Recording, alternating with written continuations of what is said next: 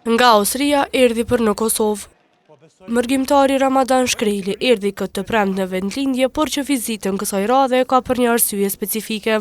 Ndonë se biletën e mori më shtrenjtë se zakonisht, kjo nuk e ndaloi që të vijë për të kryer një obligim të tij. Vetëm për zgjedhje, për 3 ditë. Po besoj se ta bëjmë një qeveri, mos presim më gjatë. Kjo është dëshira jeme, tec Kosova përpara. Po sigurisht, normal. Gjithë është shtrajtimi puna si janë tash të festat. Se marr për shembull kur s'ka festa, marrin në shkurt janar janë shumë të lira. Edhe dikush që erdhi në Kosovë nga Gjermania thotë se biletën e mori me çmim tjetër në këtë kohë.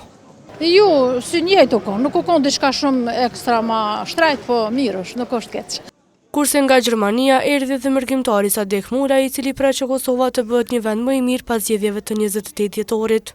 Jo marr për kasellit Gjermanisë për vitri dhe shpresoj se ka më bo mirë në Kosovë. Ko marrë për festat fund vitit, po ma shumë për me votu. Ka viti 2026, shpres veç mirë. Tjetër sanë, s'di që më thonë, veç inshallah ndrohet pa kjo politika.